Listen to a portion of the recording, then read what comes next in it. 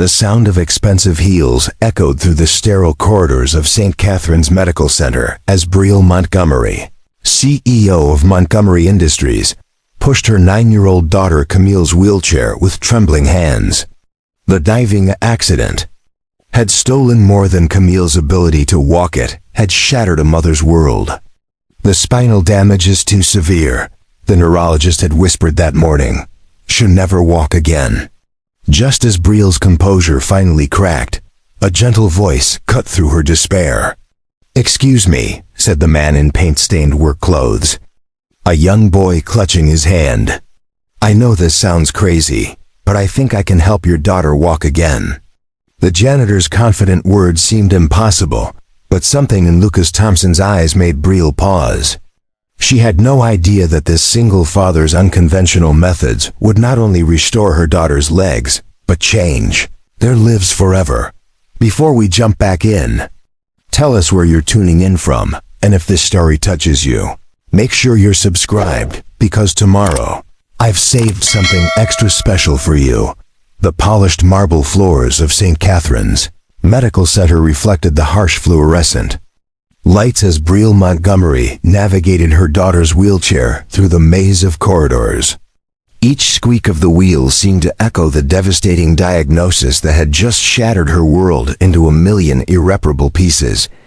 Camille sat motionless in the wheelchair, her once vibrant 9-year-old spirit now dimmed to a mere shadow. The diving accident at the country club 3 weeks ago had happened so fast. One moment, she was laughing with friends at the pool's edge. The next, she was lying motionless at the bottom after hitting the shallow end at a dangerous angle. The paramedics had worked frantically. The helicopter ride to the trauma center had been a blur of medical equipment and desperate prayers. And now they sat with the finality of Dr. Harrison's words still ringing in Brielle's ears. The spinal cord injury is complete at the L1 level, the neurologist had explained with clinical detachment, pointing to X-rays that might as well have been written in a foreign language. "I'm afraid there's no realistic possibility of recovery. Your daughter will never walk again." The weight of those words had hit Brielle like a physical blow. As CEO of Montgomery Industries, she was accustomed to solving problems, finding solutions, making impossible things happen through sheer determination and resources. But this was beyond her control, beyond her considerable influence, beyond everything she thought she could fix with enough money or connections. Camille hadn't spoken much since the accident. The bright, talkative girl who once filled their Beacon Hill penthouse with laughter and endless questions had retreated into a silence that terrified Brielle more than any board meeting or hostile takeover ever could. Her daughter's eyes, once sparkling with mischief and wonder, now held a vacant acceptance that number 9-year-old should ever possess. "Mrs. Montgomery?" The voice was soft, hesitant, but somehow cut through the fog of despair that had enveloped them. Brielle looked up to see a man in his early 30s, wearing paint-splattered work clothes and a worn baseball cap.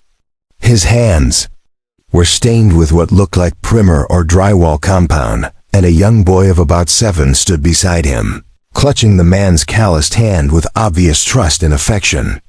"Excuse me," the man continued, his voice carrying an unexpected confidence despite his humble appearance. "I know this might sound completely crazy, but I couldn't help overhearing the doctor. I think I might be able to help your daughter walk again."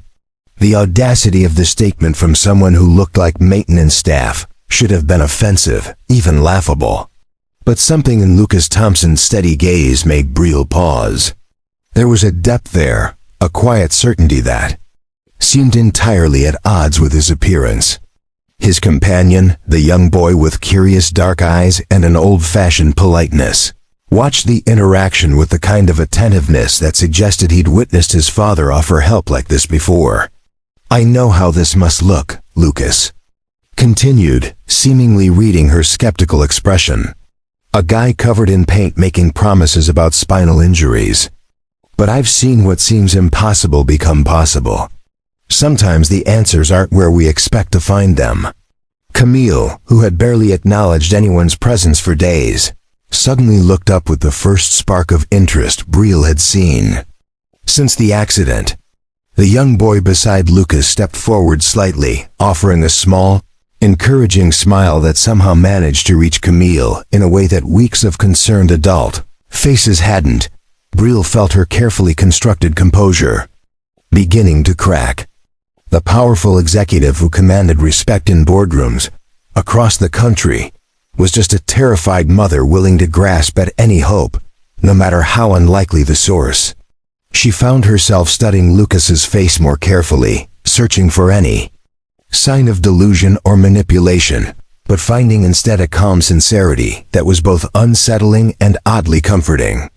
"Trust me," Lucas said simply, his words carrying the weight of someone who understood exactly how much he was asking. Brielle Montgomery had never imagined herself running a manufacturing empire. With her Harvard MBA and background in venture capital, she had planned to revolutionize the startup world, not navigate the complexities of industrial production and supply chains. But life had other plans when her father, renowned industrialist William Montgomery, suffered a massive heart attack during a crucial merger negotiation 4 years ago. At 32, she had become one of the youngest female CEOs of a Fortune 500 company, inheriting Montgomery Industries along with its 12,000 employees and its reputation as one of the most innovative manufacturing companies on the East Coast. The transition had been brutal. Skeptical board members who questioned whether someone so young could handle the responsibility, competitors who saw weakness in the leadership change, and employees who wondered if the boss's daughter truly understood the business that had been built over 3 generations. Brielle had proven them all wrong through sheer force of will and an almost supernatural ability to outwork everyone around her.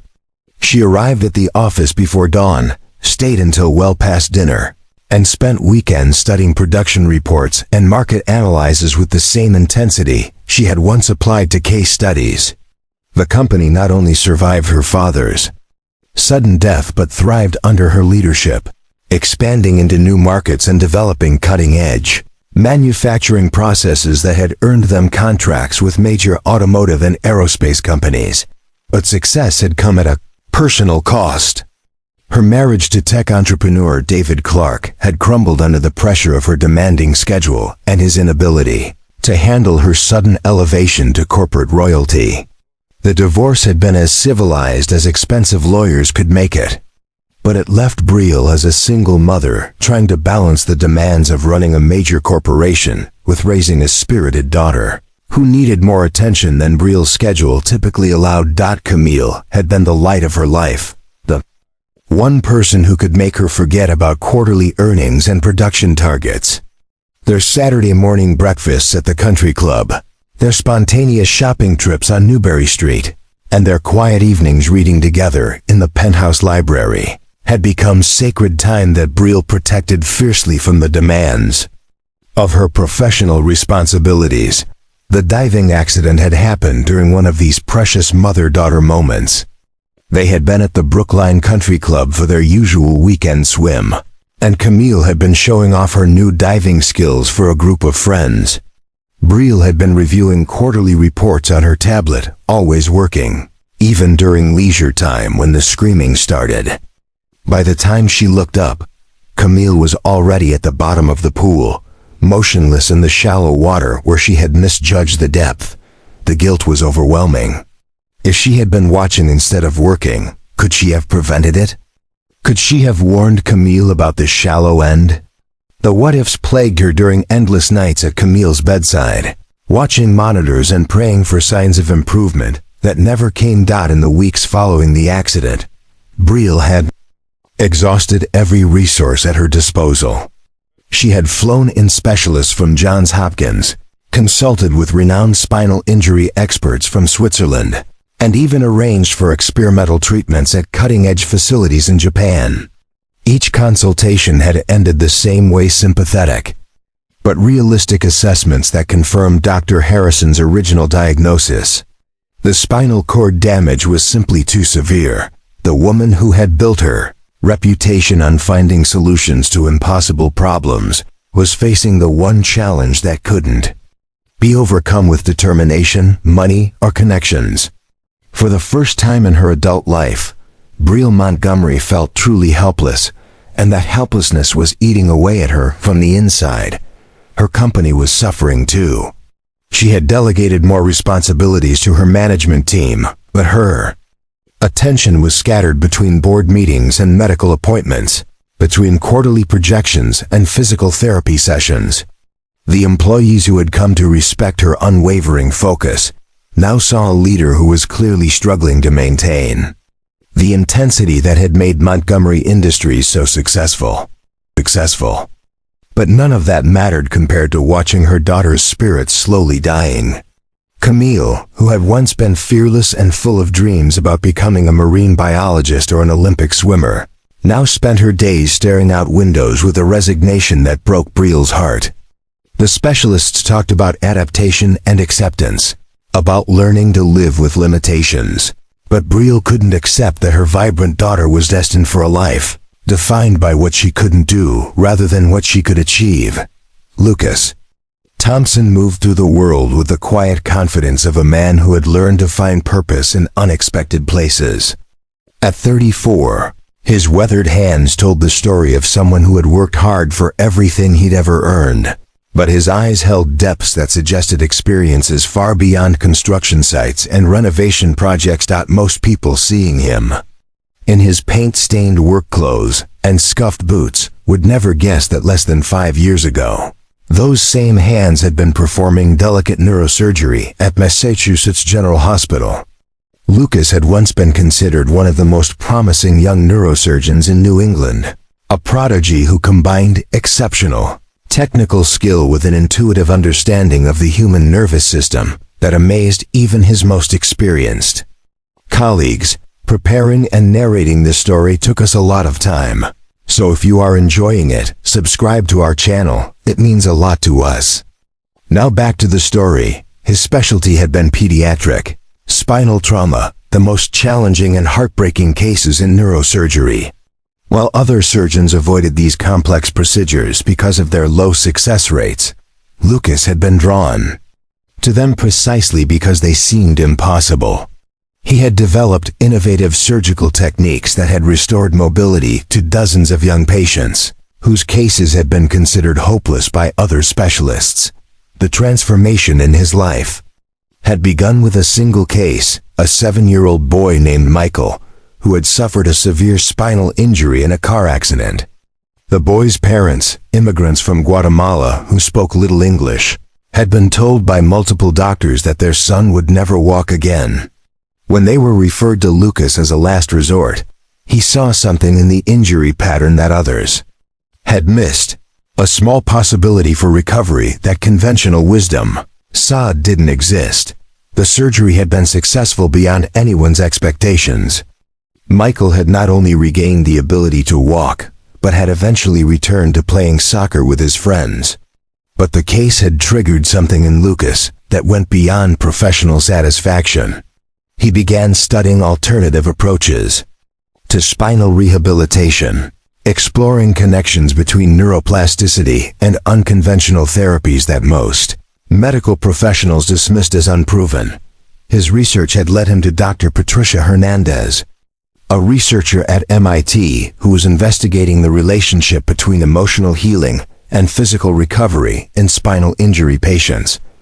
Dr. Hernandez had theorized that traditional rehabilitation approaches, while technically sound, often failed to address the psychological barriers that prevented the nervous system from fully recovering its function. Together, they had developed a revolutionary approach that combined cutting-edge medical intervention with what could only be described as emotional rehabilitation. Their methods included music therapy, pet-assisted recovery, and most controversially, the involvement of peer mentors, other young patients who could provide hope and encouragement in ways that adult medical professionals couldn't match. Their first clinical trials had shown remarkable results. Patients who had been written off as permanent paraplegics were regaining sensation and movement. Medical journals were beginning to take notice of their work, and Lucas was being invited to present their findings at international conferences. Then, tragedy had struck with devastating suddenness. Dr. Hernandez, who had become not just his research partner, but his closest friend and the woman he had hoped to marry, was killed in a car accident while driving to a conference where they were supposed to present their latest breakthrough. The accident had happened on a rainy night in Vermont, and Lucas had been following in a separate car with their research materials. When he saw the truck that ran the red light, the loss had shattered more than just his personal life. Without Dr. Hernandez's academic credentials and institutional support, their research was suddenly viewed with skepticism by the medical establishment. Colleagues who had praised their innovative approaches began questioning methods that seemed too unconventional, too dependent on factors that couldn't be easily quantified or replicated. The final blow had come when the hospital administration, concerned about liability and reputation, had quietly discouraged Lucas from continuing his experimental approaches. The message had been clear: stick to conventional treatments or find somewhere else to practice. Faced with the choice between abandoning the work that had given his career meaning or leaving the prestigious position he had worked so hard to achieve, Lucas had chosen to walk away entirely. His nephew Jason, Dr. Hernandez's 7-year-old son, who had been living with Lucas since his mother's death, had become his constant companion and the only family he had left. The boy had inherited his mother's intuitive understanding of human emotion and pain, showing a remarkable ability to connect with people who were struggling that sometimes surpassed trained therapists. Lucas had moved to Boston, taken work in construction and building maintenance, jobs that allowed him to support Jason while staying close to the medical community, where he could occasionally help people in unofficial ways. His current job doing maintenance and construction work at St. Catherine's Medical Center was more than just employment. It was his way of staying connected to the world of healing without the politics and limitations of institutional medicine. The past 2 years, Lucas had quietly helped several families whose cases had been deemed hopeless by conventional medicine. Working without official recognition or institutional support, he had developed methods for reaching patients that combined his surgical expertise with the emotional healing approaches he and Dr. Hernandez had pioneered. Jason had become an integral part of these informal treatments, his natural empathy and lack of adult prejudices allowing him to connect with patients in ways that traditional therapy couldn't achieve. When Lucas had overheard the diagnosis for Camille Montgomery, something in the description of her injury had immediately reminded him of cases he had successfully treated before. The pattern of spinal damage, the specific location of the trauma, the patient's age and general health, all factors that conventional medicine would classify as hopeless, but that Lucas recognized as potentially treatable with the right approach. Suggestion from a maintenance worker that he could help where teams of world-renowned specialists had failed should have been immediately dismissed as the delusion of someone who clearly didn't understand the complexities of spinal cord injury. Briel's first instinct was exactly that: to politely but firmly reject this inappropriate intrusion into her family's private medical crisis. "I appreciate your concern," she began, using the same tone she employed when dismissing unsolicited business proposals. "But we're working with the best specialists in the country.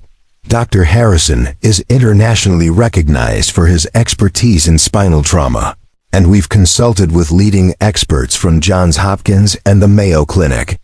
Lucas nodded respectfully, seemingly unperturbed by her dismissal. "I understand. Dr. Harrison is indeed excellent. I've read several of his papers on spinal cord regeneration. His conventional approaches are textbook perfect."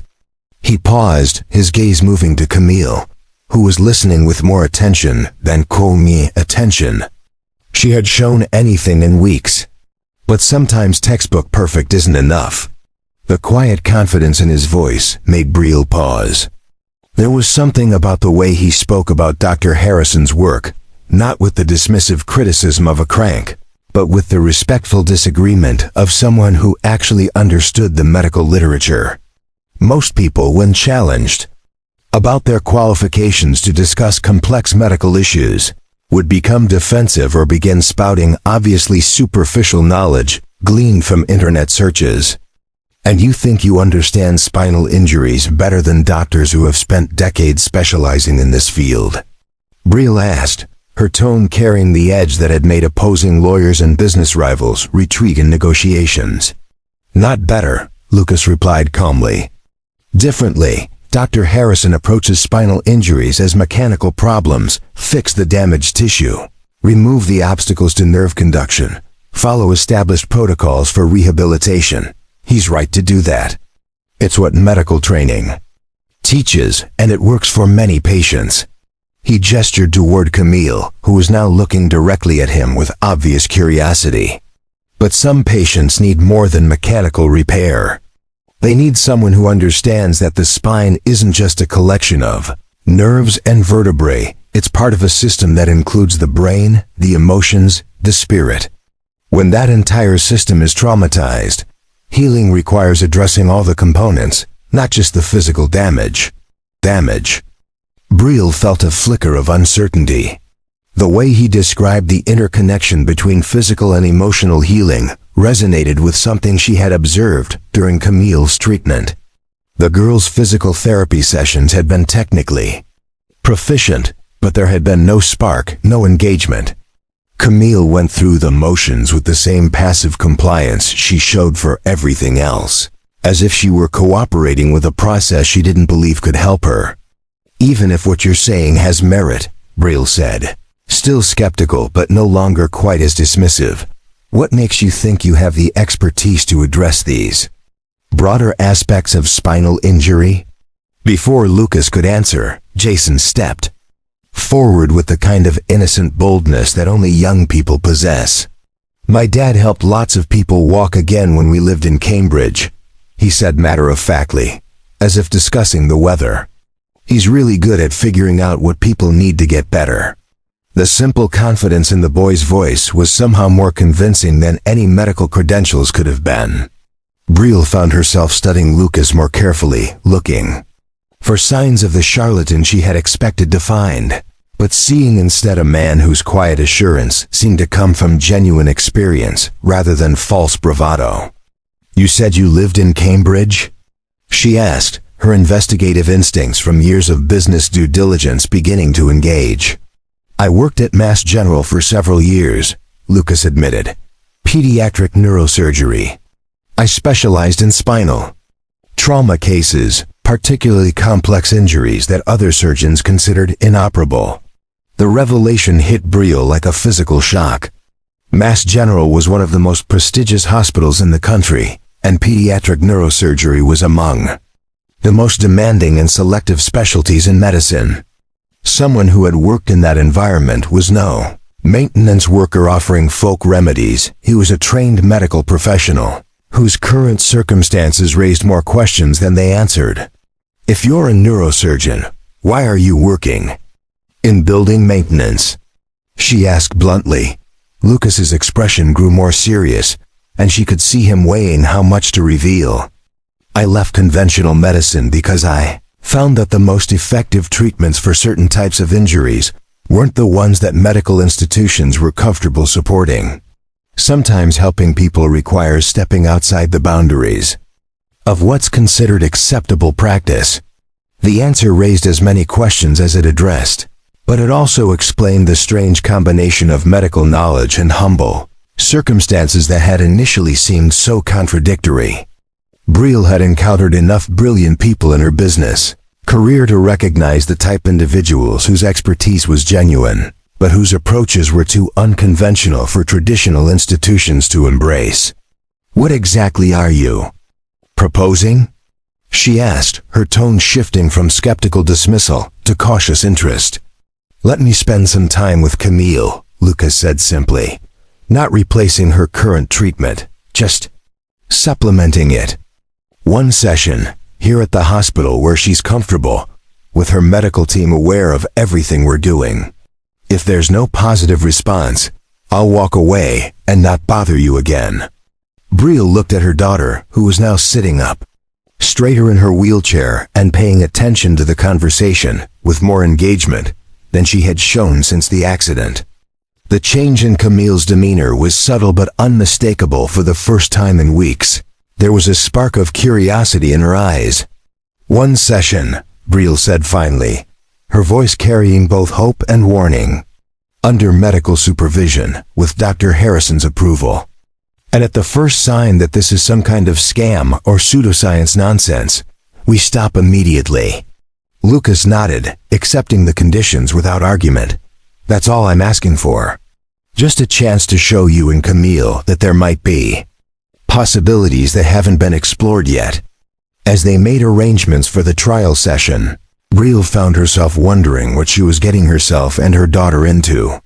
But looking at Camille's face, seeing the first genuine interest she had shown in anything since the accident, Brielle realized that even a small chance of hope was worth the risk of disappointment. The physical therapy room at St. Catherine's Medical Center had been transformed. Where typically there would be parallel bars, exercise mats, and the standard equipment of conventional rehabilitation, Lucas had arranged something that looked more like a combination of playground and art studio. Colorful mats created comfortable seating areas. Musical instruments were scattered around the space, and what appeared to be easels with large sheets of paper stood ready for use. Dr. Harrison observed from the corner with obvious skepticism, his arms crossed and his expression suggesting he was humoring what he considered to be an elaborate waste of time. Two physical therapists flanked him, equally dubious about this departure from their established protocols. Brielle sat nearby, her laptop closed for once, giving her complete attention to whatever was about to unfold. "Camille," Lucas began, positioning himself at her eye level rather than standing over her wheelchair. "I want to try something different today. Instead of focusing on your legs, I want to focus on you as a complete person. Your legs are just one part of who you are, but they've been getting all the attention lately." Camille looked intrigued despite herself. After weeks of medical professionals discussing her condition in clinical terms, someone was finally talking to her as if she were more than a collection of symptoms and deficits.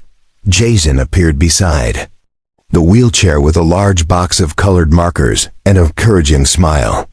"Want to draw what it feels like inside your body?" he asked with the kind of direct curiosity that only another young person could offer. Not the outside parts that everyone can see, but the feelings and the dreams and the stuff that's still working perfectly. The request was unlike anything in conventional physical therapy, but Camille immediately understood what he meant. She selected a blue marker and began drawing on the large paper, creating swirling patterns that seemed to represent emotions rather than anatomical structures. As she drew, Lucas began asking her questions, not about pain levels or range of motion, but about her dreams, her fears, her memories of what her body used to feel like when she was swimming or running. "Close your eyes," Lucas said gently after she had filled the paper with colors and shapes that somehow captured her internal experience. "I want you to remember the feeling of diving into the pool on a perfect summer day. Not the accident, the good dives, the ones where you felt like you were flying." As Camille closed her eyes and began to describe those sensations, something remarkable began to happen. Her breathing deepened, her shoulders relaxed, and for the first time since the accident, she seemed to inhabit her body rather than simply enduring it. Lucas began working with her hands and arms, but not in the mechanical way of traditional physical therapy. Instead, he guided her through movements that mimicked swimming strokes while she continued to visualize herself moving freely through water. Jason provided a soundtrack, playing soft music on a small keyboard that seemed perfectly synchronized with the rhythm of her imagined swimming. "Now," Lucas said, his voice barely above a whisper, "without opening your eyes, tell me if you can feel any tingling or warmth anywhere in your body." Camille concentrated for a moment, her face showing intense focus. "My back," she said with surprise. It feels warm, like when you sit in the sun after getting out of a cold pool. Dr. Harrison straightened with interest despite his skepticism. Sensation in the back was not something that had appeared in any of the previous examinations. He moved closer, his clinical training overriding his doubt about the unconventional methods. Lucas continued the session for another 45 minutes, guiding Camille through a series of exercises that combined visualization, gentle movement, and emotional exploration.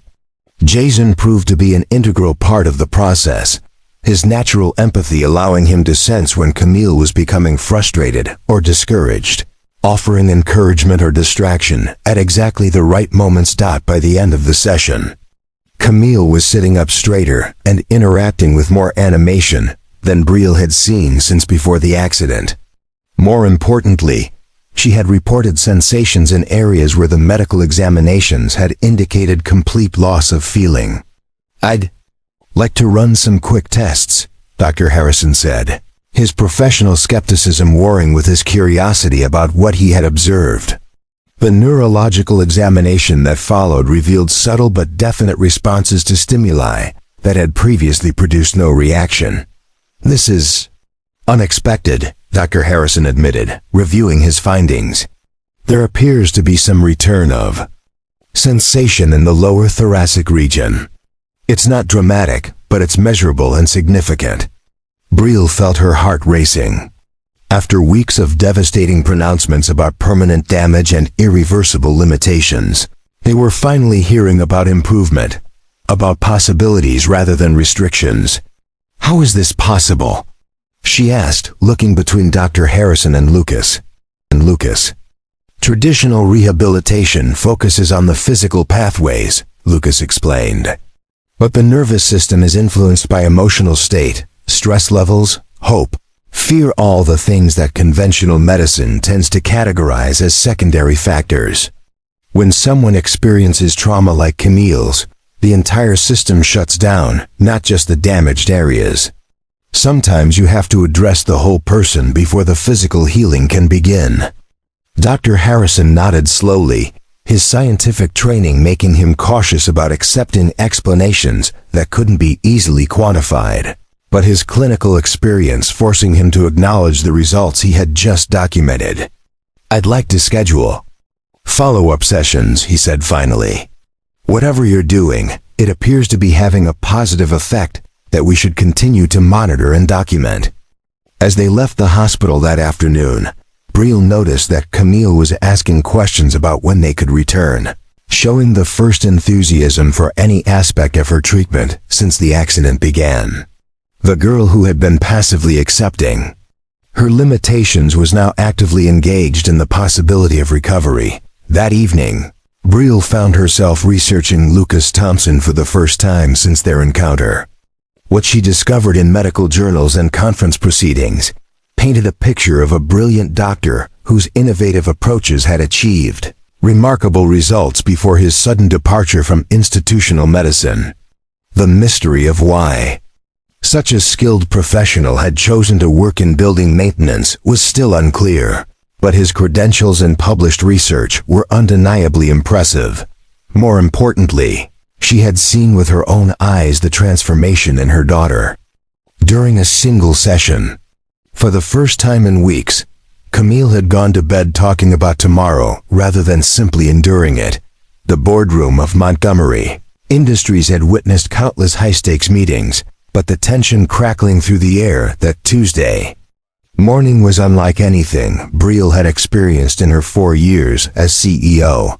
Her head of security, former FBI investigator Robert Kane, stood beside a large display screen showing newspaper clippings, court documents, and medical records that made her blood run cold.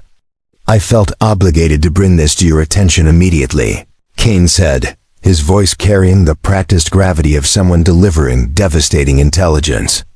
Dr. Lucas Thompson was the subject of a major malpractice investigation 3 years ago. The case made national headlines in the medical community. The screen displayed a series of damning newspaper headlines. "Experimental treatment ends in tragedy.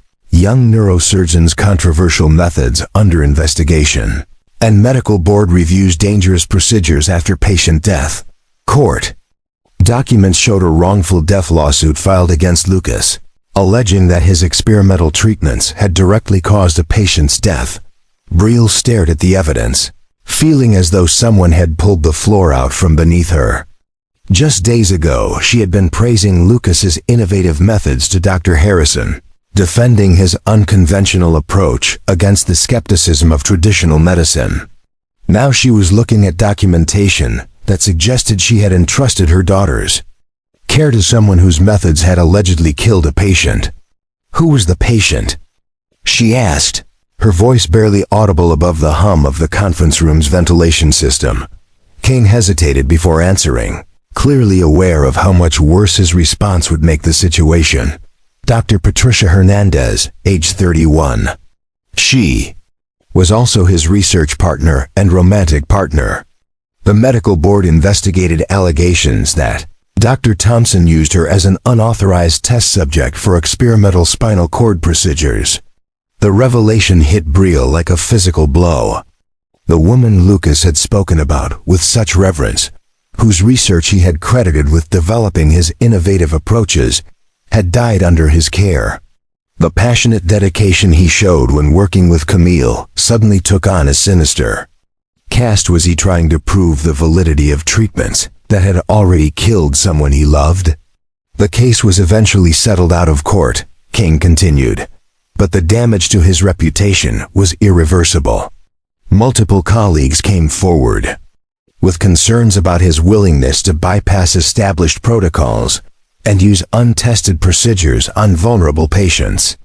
The hospital administration at Mass General quietly forced his resignation, and his medical license was suspended, pending a full investigation. The documents painted a picture that was completely at odds with the caring, competent professional she had come to trust with her daughter's recovery. Headlines spoke of reckless endangerment, of a brilliant doctor whose ego had led him to believe he could succeed where established medicine had failed, regardless of the risk to his patients. "There's more," Kane said, advancing to the next slide. After leaving Boston, Dr. Thompson worked briefly at a rehabilitation center in Portland, Oregon. He was terminated after 6 months following complaints from families who felt he was making unrealistic promises about recovery and encouraging patients to abandon conventional treatments. Brielle felt sick. The pattern that emerged from Kane's investigation suggested a man who, despite his credentials and past success, had become dangerously obsessed with proving theories that the medical establishment had rejected for good reason. The caring professional who had brought hope back into Camille's eyes was apparently someone who had a history of raising false hopes and causing real harm. That evening, Brielle waited until Camille was asleep before confronting Lucas at his small apartment in Jamaica Plain. The modest 2-bedroom space was a stark contrast to the life he must have lived as a successful neurosurgeon. Filled with medical textbooks, research papers, and children's drawings that Jason had apparently made to decorate the walls, she placed Kane's investigation file on the coffee table, between them, watching Lucas's face as recognition dawned, followed by a profound sadness that seemed to age him years in a matter of seconds. "Were you ever going to tell me?" Brielle asked, fighting to keep her voice steady despite the rage and betrayal coursing through her system. Lucas looked at the file, then back at her, his eyes holding the kind of pain that comes from reliving tragedy. "Yes," he said simply. "When I felt you were ready to understand what really happened, not just what the headline suggested. Ready?" Brielle's carefully controlled composure cracked. "You're treating my daughter with experimental methods, and you didn't think I needed to know that your last experimental patient died, that you were investigated for reckless endangerment?" Lucas didn't flinch at her words, though she could see the pain they caused. He reached for a worn photo on the side table, a picture of him with a beautiful dark-haired woman in lab coats, both smiling with the confidence of people who believed they were on the verge of changing the world. "Patricia was dying," he said, softly, his voice steady despite the emotion behind it. Aggressive spinal cancer, stage 4, with tumors that conventional surgery couldn't reach without causing complete paralysis. She had maybe 3 months to live, and those months would have been spent in agony. He looked directly into Brielle's eyes, his gaze unwavering despite the accusations. She volunteered for an experimental procedure that we had developed together, based on our research into neuroplasticity and regenerative medicine. It was her idea, her choice, and she knew the risks better than anyone because she had helped design the protocol. Lucas's voice grew steadier as he continued. The procedure initially worked. For 2 weeks, Patricia experienced significant improvement, reduced tumor activity, decreased pain, increased mobility. We thought we had achieved something revolutionary. Then her body began rejecting the treatment. The tumors became more aggressive, and she died within days. But the investigation, Brielle began. The investigation cleared me of any wrongdoing, Lucas interrupted gently. The medical board reviewed every aspect of the procedure and found that Patricia's death was caused by the progression of her disease, not by the treatment. But her family couldn't accept that. They needed someone to blame, and I was the most obvious target. He gestured toward the newspaper clippings in Kane's file. The media loves stories about arrogant doctors playing God with patients' lives. It's a compelling narrative, even when it's not accurate. By the time the official investigation concluded, that I had followed all proper protocols and that Patricia had given full informed consent, the damage to my reputation was irreversible. Despite his explanation, Brielle couldn't fully shake the feeling that something fundamental had been broken in their developing trust. Even if the official investigation had cleared him, the fact remained that his experimental methods had been associated with a patient's death. The risk that she had been unknowingly taking with Camille's life suddenly seemed enormous and terrifying. What about Portland? She pressed. The families who complained about false promises? Lucas's expression grew more pained. After Patricia's death, I became obsessed with proving that our research could help people. I worked with several patients whose cases were similar to hers, and I may have been too aggressive in my optimism about their potential for recovery. When some of them didn't improve as much as I had hoped, their families felt I had misled them about what's possible. The admission confirmed Brielle's worst fears. Lucas was someone whose grief and guilt had driven him to make promises he couldn't keep, to take risks with vulnerable patients that any reasonable medical professional would avoid. The progress Camille had shown might be real, but it was being achieved by someone whose judgment had been compromised by personal tragedy and professional desperation. I think, Brielle said carefully, that we need to step back and reconsider our approach to Camille's treatment. There are other options, more conventional approaches that don't carry these kinds of risks. Lucas nodded slowly, as if he had been expecting this conversation from the moment Kane's investigation began. I understand. You're doing what you think is best for Camille, and I respect that. But I hope you'll remember that the progress she's made is real, regardless of what happened in my past. The resignation in his voice made Brielle question her decision for a moment, but she pushed the doubt away.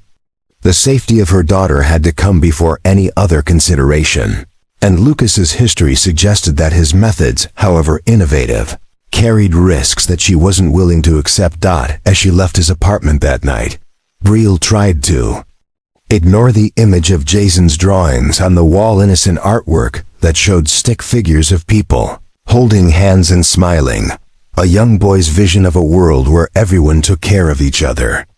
The simple optimism of those drawings seemed to mock the complicated realities of adult decisions and the weight of protecting someone you love from potential harm. The Whitmore Institute for Neurological Rehabilitation stood like a monument to medical excellence against the backdrop of the Swiss Alps. Its glass and steel architecture spoke of cutting-edge technology and unlimited resources, while its location in one of the world's most prestigious medical tourism destinations promised the kind of care that only unlimited wealth could provide. Dr. Elizabeth Reimer, the Institute's director, had flown to Boston personally to meet with Briel and present their treatment program. Her credentials were impeccable: Harvard Medical School, residency at Johns Hopkins, fellowship at the Mayo Clinic, and 15 years of experience treating the most challenging spinal cord injuries from around the world. The Whitmore Institute represents the absolute pinnacle of conventional spinal cord rehabilitation, Dr. Reimer explained during their meeting in Briel's penthouse office, her slight German accent lending authority to her words. Our success rates are documented in peer-reviewed journals. Our methods have been validated by decades of clinical research, and our facility is equipped with technology that most hospitals can only dream of. The presentation materials were impressive: statistical analyses showing measurable improvement in over 70% of their patients, testimonials from grateful families whose children had achieved greater functionality than initially predicted, and photographs of state-of-the-art equipment that looked more like something from a space program than a medical facility. Most importantly, Dr. Reimer continued, our approach is completely standardized and evidence-based. Every aspect of treatment follows established protocols that have been proven safe and effective across thousands of cases.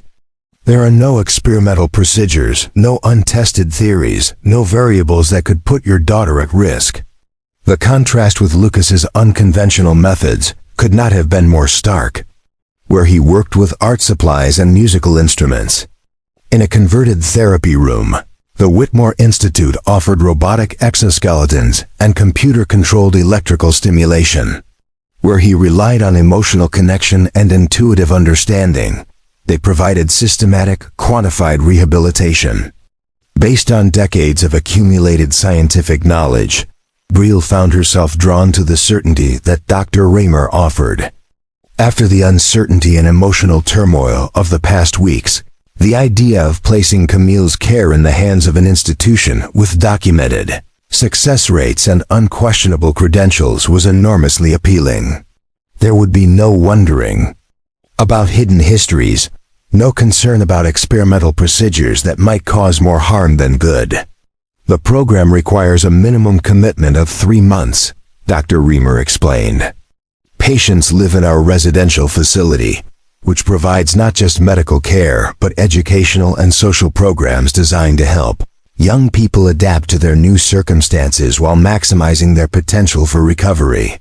When Lucas learned of Briel's decision to transfer Camille to Switzerland, his professional demeanor cracked for the first time since she had known him. They met in the hospital corridor outside Camille's room, where she was having what was supposed to be her final session with the traditional physical therapy team. You're making a mistake, Lucas said, his voice low and urgent. Camille is responding to our treatment approach.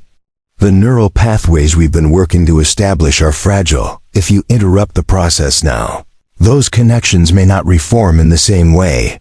His eyes held an intensity that reminded Briel uncomfortably of the obsessive determination that had apparently driven him to take dangerous risks in the past. The Whitmore Institute follows protocols that were developed for adults with different types of injuries. They'll treat Camille's symptoms, but they won't address the underlying trauma response that's preventing her nervous system from fully healing.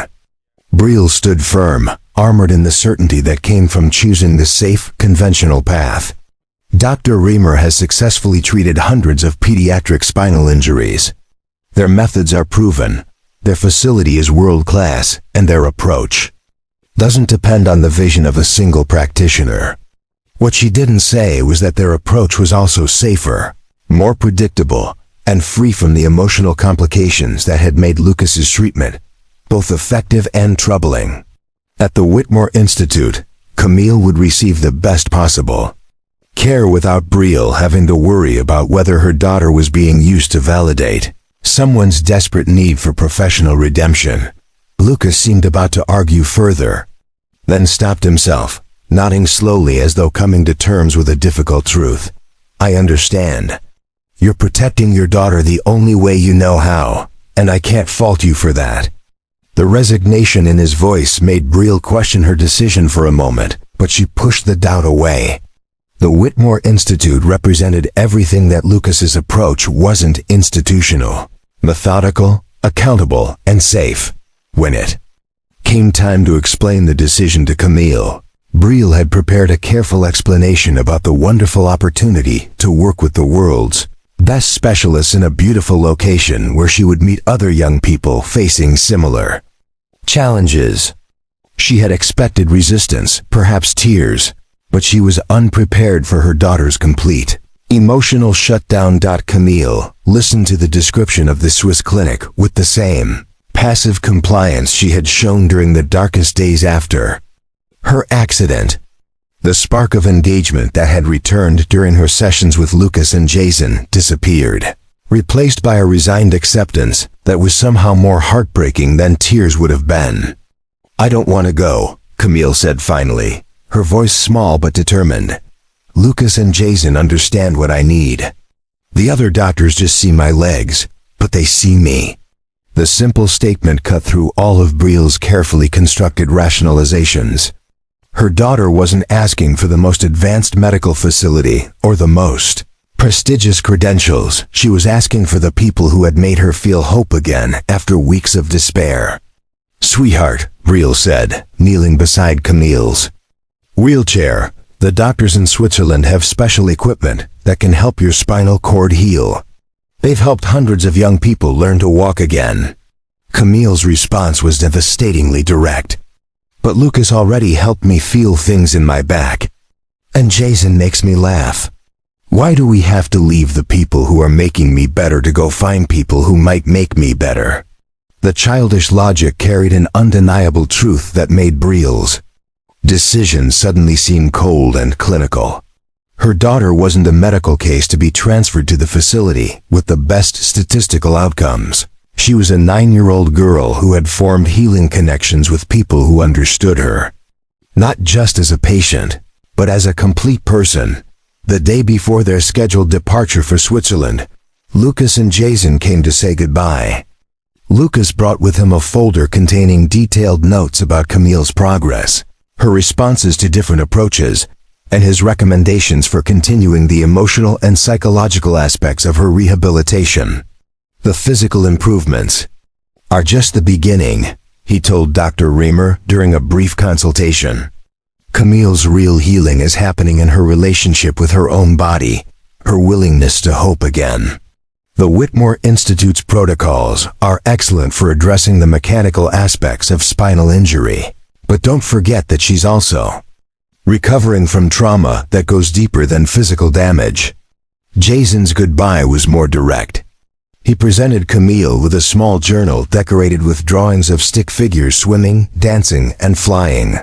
"You can write to me about all the new things you learn," he said seriously. "And when you come back, you can teach me everything the Swiss doctors showed you. The assumption that she would return, that this was a temporary separation rather than a permanent transfer to different care, made Camille smile for the first time since learning about the trip. But it also made Brielle realize how final this decision felt, and how uncertain she was that it was the right choice. As they prepared to leave for the airport, Camille sat quietly in her wheelchair, clutching Jason's journal and staring out the window of their penthouse as if trying to memorize the view of Boston Harbor. Her acceptance of the situation was complete, but it lacked any enthusiasm or hope, exactly the opposite of what Brielle had been trying to achieve by choosing the safest possible treatment option. The private terminal at Logan International Airport was designed for discretion and efficiency, allowing wealthy clients to avoid the chaos of commercial travel while maintaining complete privacy. Brielle had used these facilities dozens of times for business trips, but today the luxurious lounge felt more like a waiting room for the condemned. Camille sat motionless in her wheelchair, staring at the journal Jason had given her without opening it. The medical transport team moved efficiently around them, checking equipment and coordinating with the Swiss medical personnel who would meet their flight in Zurich. Everything was proceeding according to plan, yet Brielle felt a growing sense of dread that had nothing to do with concerns about international travel. "Mrs. Montgomery?" The gate agent approached with a small package that had just been delivered. This arrived from Miss Camille, with instructions that it be given to her before departure. Inside the package was a recording device, an old-fashioned cassette player that looked like it had been borrowed from a museum. Attached was a note in Jason's careful elementary school handwriting. "Play this when you feel scared. It's magic music that remembers everything good about you." Camille looked at the device with the first spark of interest she had shown all morning. When she pressed play, the speakers filled with a melody that was instantly recognizable. It was the music Jason had played during her therapy sessions, but layered underneath, it was something even more precious. Her own voice, humming along with the tune during one of their sessions, mixed with the sound of her laughter when she had first felt sensation returning to her back. The recording was imperfect, clearly made on improvised equipment, but it captured something that no professional documentation could convey: the sound of a young girl rediscovering joy after trauma, the music of healing happening in real time. It was raw, authentic, and undeniably beautiful. Also in the package was an envelope, addressed to Brielle in Lucas's precise handwriting. Inside was a single sheet of paper with a quote that made her breath catch. "Your father once told me that the greatest medical breakthroughs don't come from perfect technology. They come from perfect understanding of what each patient needs. To heal, Camille needs more than the best treatment. She needs the right treatment. Trust yourself to know the difference." Brielle stared at the note, her mind racing. Lucas had never met her father, and yet somehow the sentiment captured exactly the kind of thing William Montgomery would have said. Her father had built Montgomery Industries not by following conventional wisdom, but by recognizing opportunities that others missed, by trusting his instincts even when they led him away from the safe choices. Sitting in the departure lounge, surrounded by the trappings of wealth and privilege, Brielle found herself remembering a conversation with her father from years ago, when she was still questioning whether she should join the family business. The most successful leaders, he had told her, aren't the ones who make the safest choices. They're the ones who make the right choices, even when those choices look risky to everyone else. She looked at her daughter, who was now listening to the recording with tears streaming down her face, not tears of sadness, but tears of recognition, of connection to something authentic and meaningful that she was about to leave behind. "Mom," Camille said softly, pulling the headphones from her ears, "this is what it sounds like when I'm getting better. Not the machines or the tests, but this, when I remember that I'm still me inside, even if my legs don't work yet." The word "yet" hit Brielle like lightning. For the first time since the accident, Camille was speaking about her condition as temporary, as something that could change. The Swiss clinic, with all its advanced technology and proven protocols, offered adaptation and management. Lucas offered something more dangerous but more precious, the possibility of genuine healing. "Do you really believe Lucas can help you walk again?" Brielle asked, studying her daughter's face carefully. Camille considered the question with the kind of serious thought that 9-year-olds reserve for the most important decisions. "I don't know if I'll walk exactly like before," she said finally. "But when I'm with Lucas and Jason, I feel like my body belongs to me again. Like it's not just broken, but maybe it's just different, and different can still be good." The simple wisdom in her daughter's words cut through all the expert opinions and statistical analyses that had been guiding Brielle's decision-making. Camille wasn't asking for guarantees about walking. She was asking for the chance to feel whole again, to work with people who saw her potential rather than just her limitations. With hands that trembled slightly, Brielle took out her phone. "Made the call that would change everything, Lucas?" she said when he answered, her voice barely steady. "Don't make any plans for the next few months. We're not going to Switzerland." The relief in his voice was immediate and profound. "Are you sure?" The Whitmore Institute really does offer excellent care.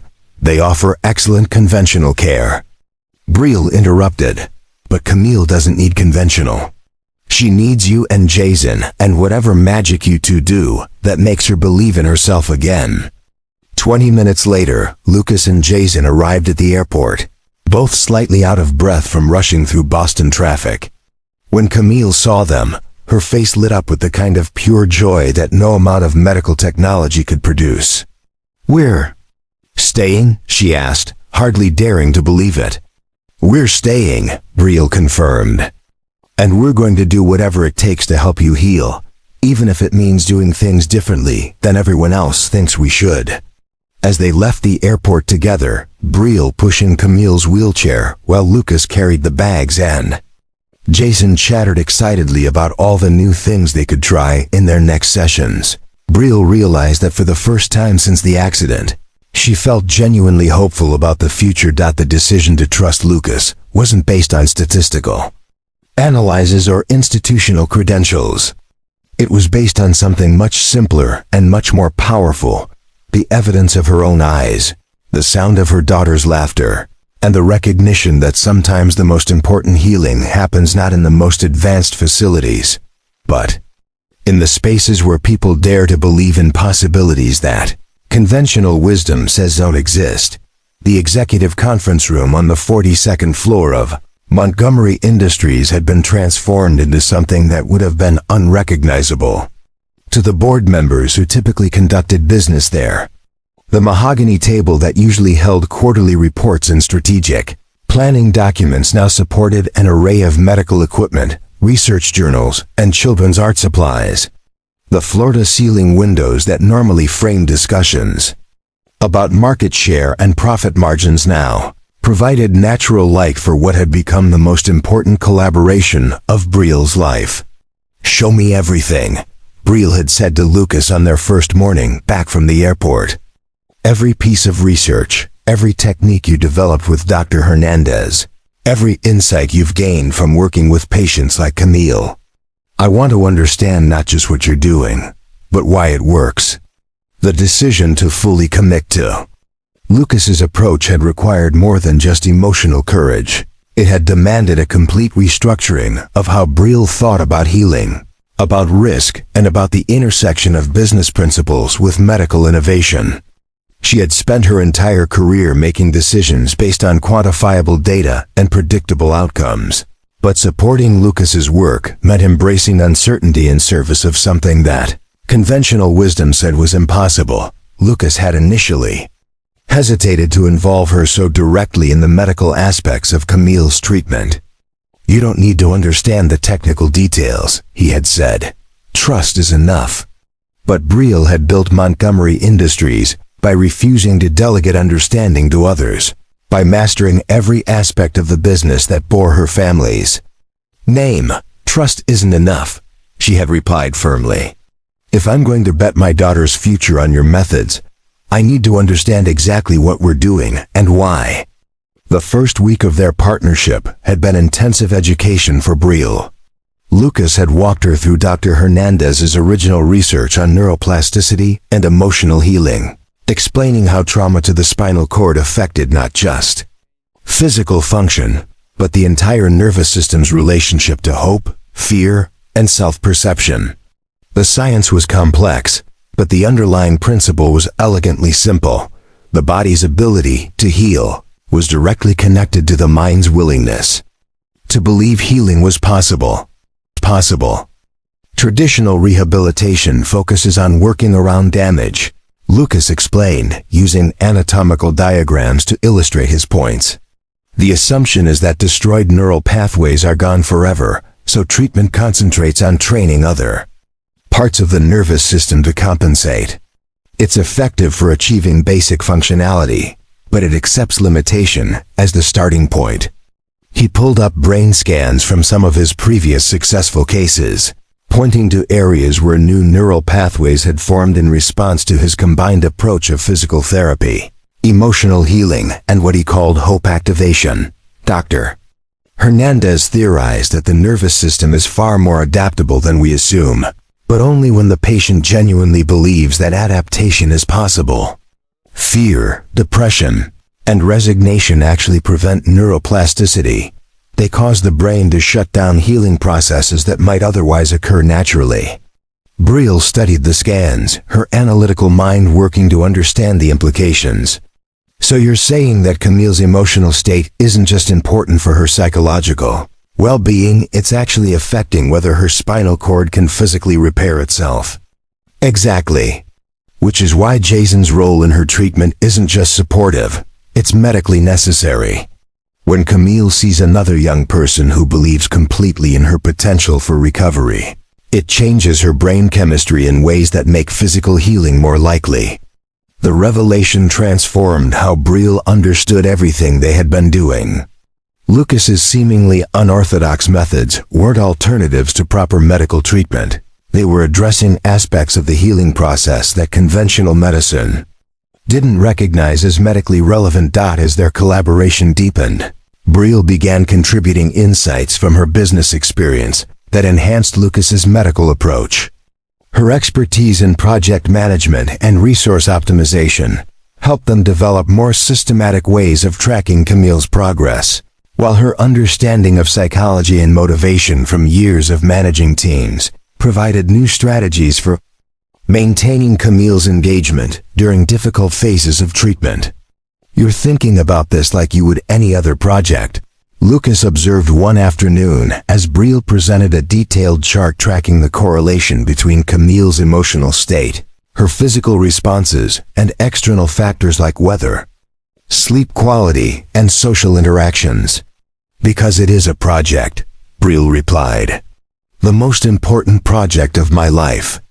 And like any successful project, it needs clear objectives, measurable milestones, and systematic problem solving when we encounter obstacles.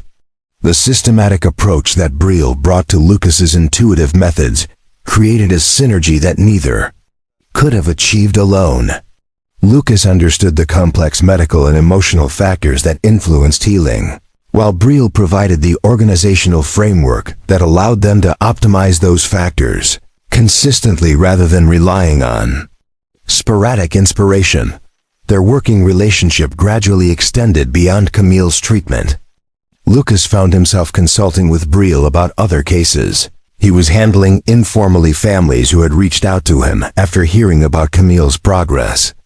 Brielle, meanwhile, discovered that the skills she had developed as a CEO translated surprisingly well to medical project management, and she began researching ways that Montgomery Industries might contribute to advancing the kind of integrated treatment approach that Lucas represented. Have you ever thought about formalizing your methods? She asked during one of their evening strategy sessions. Developing protocols that other practitioners could learn and implement? Lucas looked surprised by the suggestion. The medical establishment isn't interested in approaches that can't be standardized and replicated in clinical trials. What works for Camille might not work for another patient with a similar injury. Too much depends on individual psychology, family dynamics, social support systems. So you develop multiple protocols for different patient profiles. Brielle replied, her mind automatically shifting into business development mode. You create diagnostic criteria for identifying which patients are likely to benefit from emotional integration. Therapy. You establish training programs for practitioners. You document case studies that demonstrate effectiveness. She began sketching organizational charts and implementation timelines, her excitement building as she recognized the potential for scaling Lucas's approach beyond individual cases. What you and Dr. Hernandez developed isn't just a treatment method, it's a completely different philosophy of healing. But philosophy without infrastructure remains theoretical. Lucas watched her work, seeing his scattered insights and intuitive methods being transformed into something that could genuinely change how spinal injury rehabilitation was practiced. For the first time since Patricia's death, he began to envision a future where their research could reach beyond the individual patients he was able to help personally.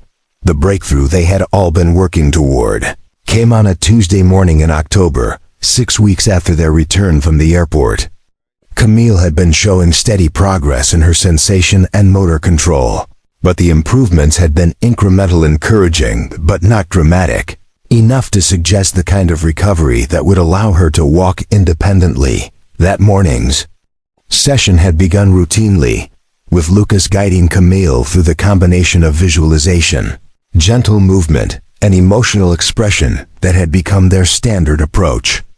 Jason was providing musical accompaniment on his keyboard, and Brielle was taking her usual detailed notes about Camille's responses and progress indicators.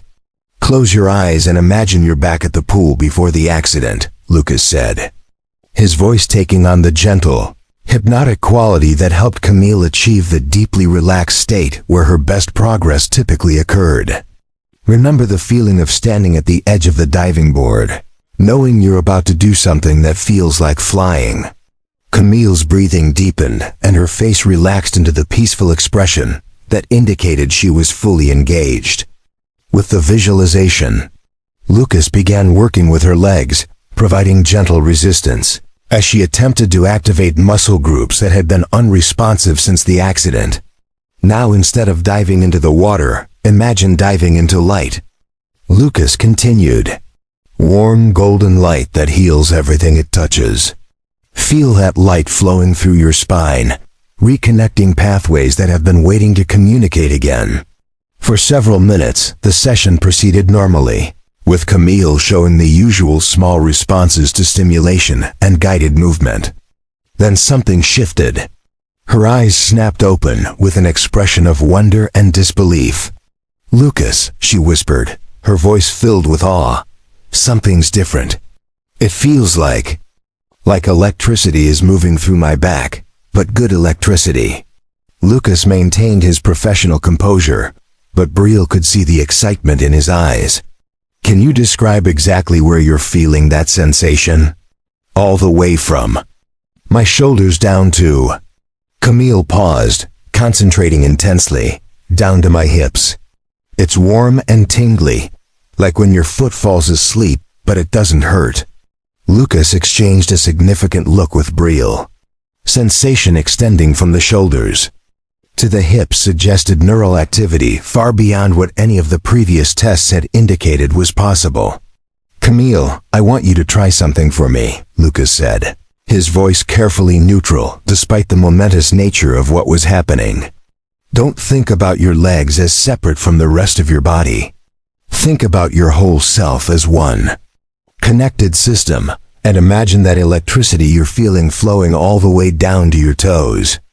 Camille closed her eyes again, her face showing intense concentration. For several long moments, nothing visible happened. Then, so subtly that Brielle almost missed it, Camille's right foot moved. Not just a twitch or a reflexive response, but a deliberate flexing motion that clearly indicated conscious control.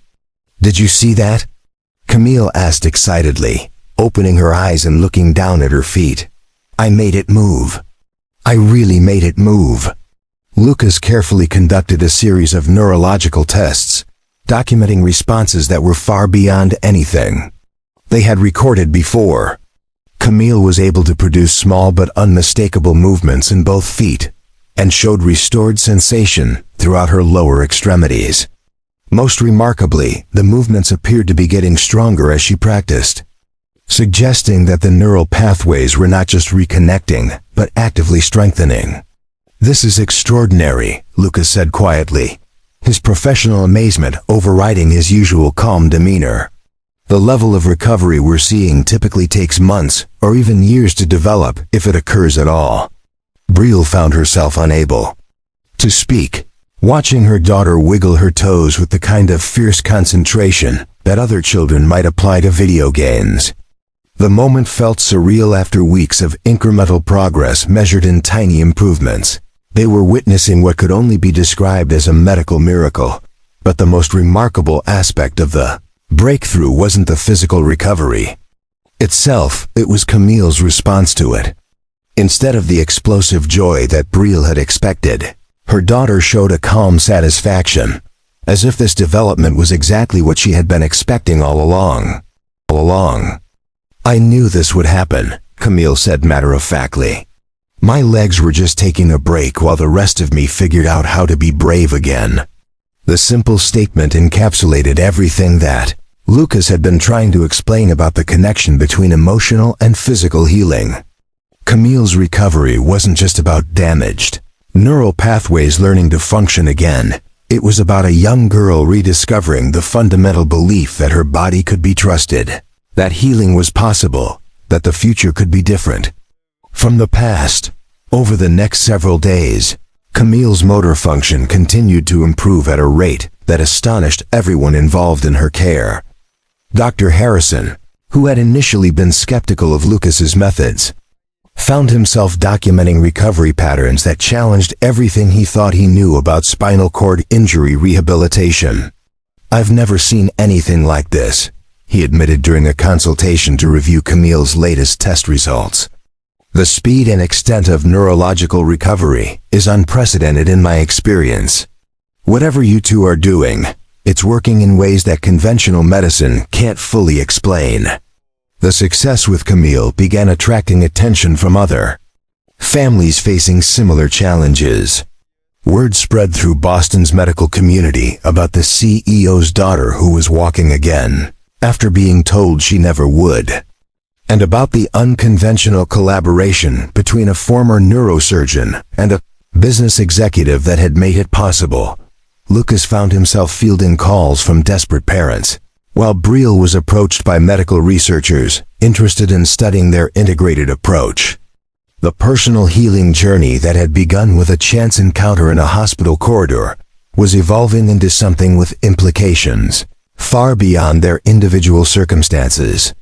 "We need to be careful about how we handle this attention," Brielle warned during one of their planning sessions. "Success can be as dangerous as failure if it's not managed properly." But even as they navigated the growing interest in their work, both Brielle and Lucas understood that something fundamental had shifted between them that went beyond their collaboration around Camille's treatment. The intense partnership that had developed through shared commitment to Camille's healing had created a connection that neither had anticipated. Working together 16-hour days, sharing the emotional highs and lows of Camille's recovery, and witnessing each other's dedication to something larger than personal interest, had built a foundation of trust and respect that felt increasingly like something more profound. The evening after, Camille took her first independent steps, tentative, supported by a walking frame, but undeniably real. Brielle and Lucas found themselves alone in the conference room that had become their shared workspace, surrounded by the evidence of their successful collaboration. "We did it," Brielle said quietly, still hardly able to believe what they had accomplished. "You did it," Lucas corrected. "By trusting something that every rational analysis told you to reject." "No," Brielle replied, looking directly at him. "We did it, together, and I think we're just getting started." The words carried implications that extended far beyond Camille's recovery, acknowledging a partnership that had transformed both their lives in ways that neither had expected when they first met in that hospital corridor months ago. The autumn sun streamed through the floor-to-ceiling windows of the newly constructed Hernandez Montgomery Center for Integrated Healing, casting long shadows across the reception area where families from across the country waited with expressions that Brielle recognized all too well: the desperate hope of parents who had been told their situation was hopeless. 1 year after that pivotal moment in St. Catherine's Medical Center, the simple encounter between a CEO and a maintenance worker had evolved into something neither could have imagined. The center, named to honor both Dr. Patricia Hernandez's groundbreaking research and the Montgomery family's commitment to transformative medicine, occupied a purpose-built facility in Cambridge, just minutes from Harvard Medical School and Massachusetts General Hospital. The building itself embodied the integrated approach that Lucas and Brielle had developed: medical-grade equipment seamlessly integrated with spaces designed for art, music, and a kind of emotional healing that conventional rehabilitation centers rarely considered medically relevant. "Mrs. Thompson will see you now," The receptionist announced to a nervous-looking couple whose 8-year-old son had been paralyzed in a skiing accident 3 months earlier.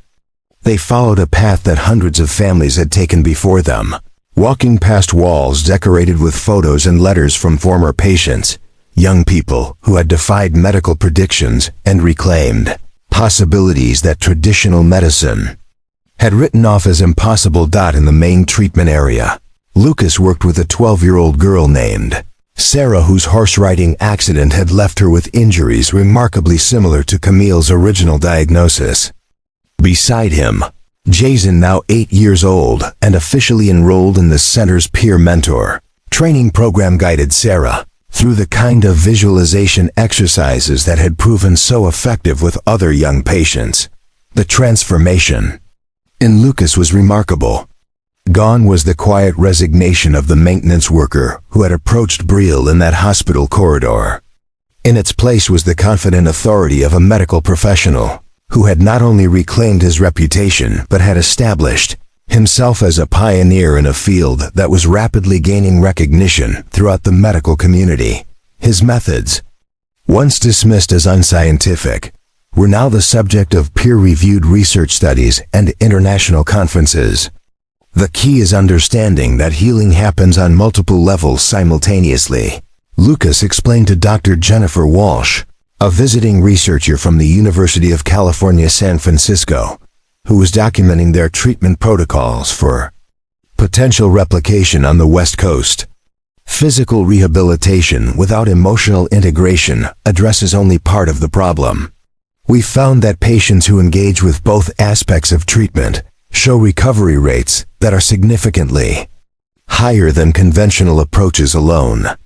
The statistics supported his claims.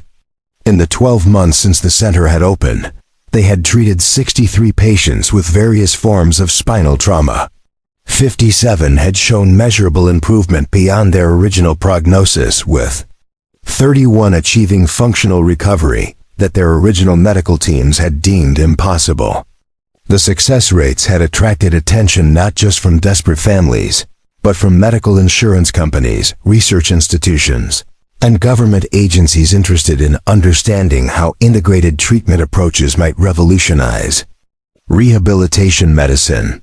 But the most compelling evidence of their success walked through the center every day as a volunteer, mentor, and living testament to the power of believing in possibilities that conventional wisdom rejected. Camille, now 10 years old and fully mobile, had not only regained the ability to walk, but had returned to swimming with a passion that surpassed even her pre-accident enthusiasm. Her story had been featured in medical journals, national magazines, and a documentary film that was currently being considered for several major awards. More importantly, Camille had become the center's most effective ambassador, her mere presence providing hope to newly arrived families who were struggling to believe that recovery was possible. She had an intuitive understanding of what other young patients needed to hear, and her matter-of-fact confidence about healing had proven more persuasive than any medical literature or statistical analysis. "I know it's scary," she was telling Sarah's parents during a family orientation session, "but Lucas and Jason aren't just doctors, they're like possibility experts. They helped me remember that my body belonged to me, even when it felt broken." The center had also become a hub for training medical professionals who wanted to integrate emotional healing approaches into their own practices. Lucas had developed a comprehensive certification program that attracted doctors, nurses, physical therapists, and social workers from around the world. The waiting list for the 6-month intensive training program extended more than 2 years into the future. "We're not trying to replace conventional medicine," Lucas explained during one of his regular lectures to visiting professionals. "We're trying to complete it.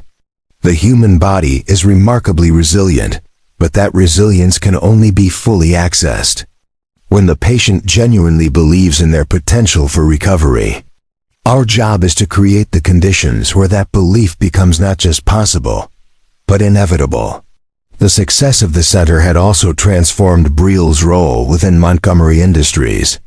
While she remained CEO, she had restructured the company's operations to allow for significant involvement in medical technology and rehabilitation research.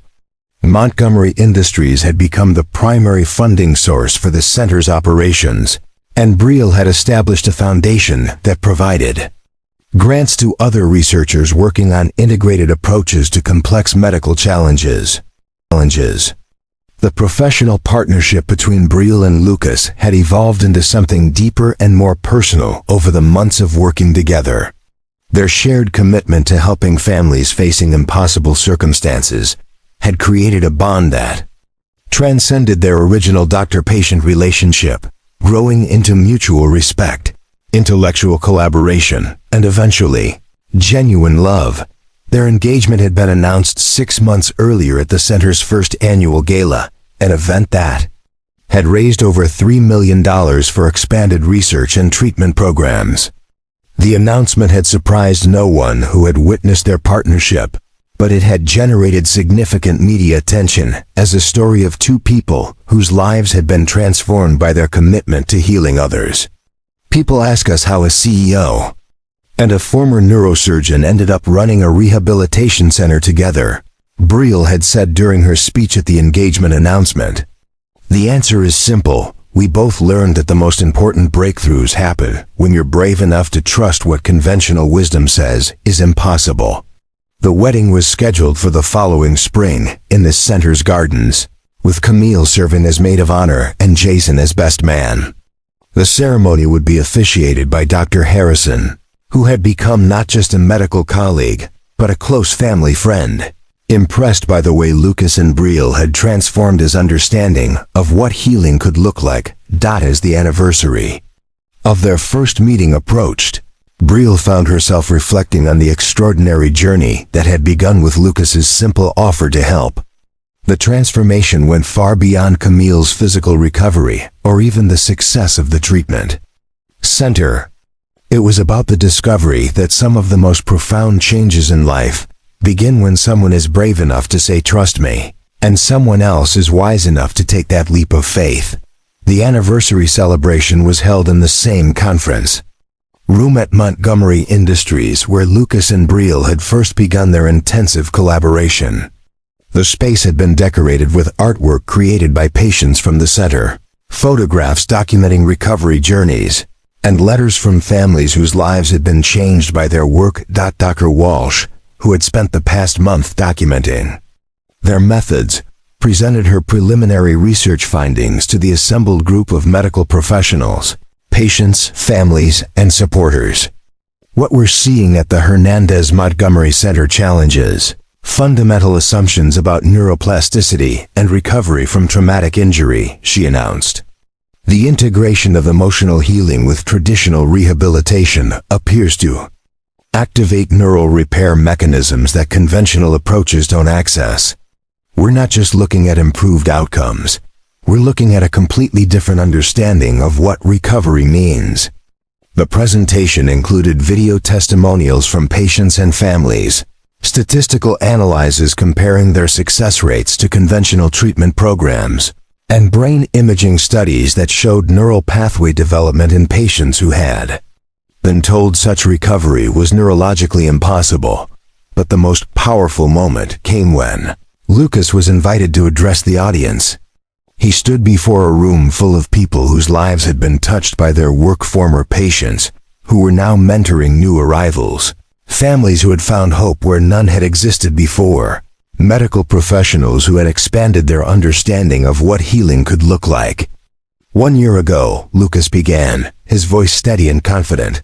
I was working as a maintenance worker in a hospital, helping with problems that could be fixed with tools and elbow grease.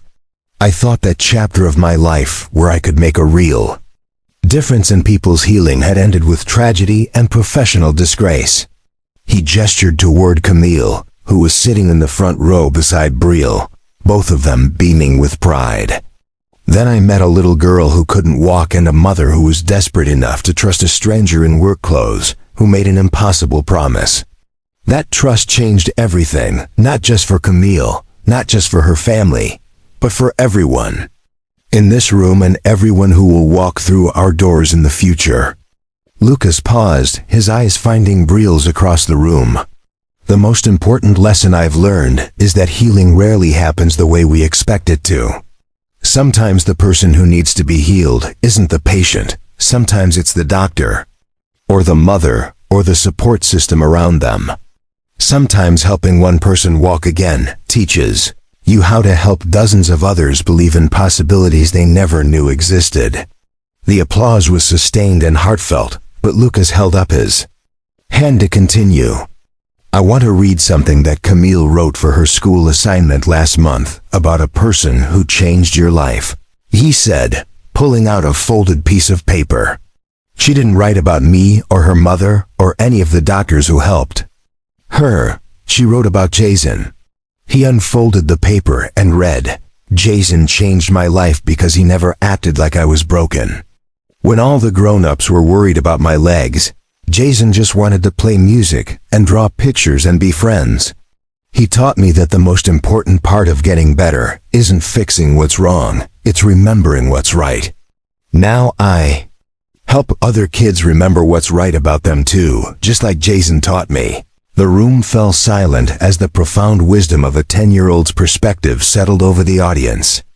In a few simple sentences, Camille had articulated something that medical textbooks struggled to explain, that healing often begins not with addressing deficits, but with recognizing and nurturing the wholeness, that trauma cannot destroy As the formal program concluded and people began moving toward the reception area, Brielle found herself standing alone with Lucas in the corner of the room, both of them overwhelmed by the magnitude of what had grown from their initial leap of faith. "Do you remember what you said to me that first day?" she asked quietly.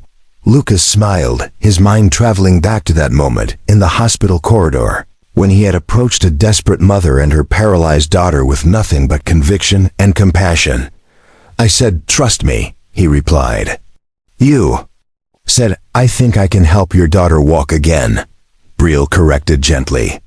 "But what you really gave us was something much more valuable than the ability to walk. You gave us back the ability to hope." Looking around the room at the families, patients, and medical professionals whose lives had been touched by their work, Brielle realized that the transformation that began with Lucas's simple offer had rippled far beyond anything they could have imagined. Children who had been told they would never walk were not just walking, they were running, swimming, dancing, and most importantly, believing in their own limitless potential. Medical professionals who had been trained to focus on limitations were discovering new ways to nurture possibility.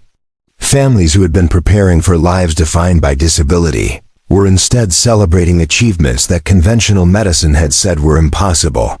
The center now had a waiting list of over 400 families and had begun training programs in 12 other cities across the United States and Canada. International delegations were requesting consultations about establishing similar programs in their own countries. What had begun as one man's desperate desire to help a paralyzed girl had become a movement that was transforming how the medical community understood the relationship between hope and healing. As the evening wound down and the last guests departed, Camille and Jason were found in the center's music room, playing a piano duet they had composed together, a melody that somehow captured the journey from despair to hope, from isolation to connection, from brokenness to wholeness. "It's funny," Camille said to Jason as they finished their song. "A year ago, I thought the worst thing that could happen to me was not being able to walk. Now I know that the worst thing that could happen would be not helping other people believe they can walk too." Jason nodded seriously, his 8-year-old wisdom reflecting the profound experiences he had witnessed. "My dad says that sometimes the best thing about getting better is getting to help other people get better too.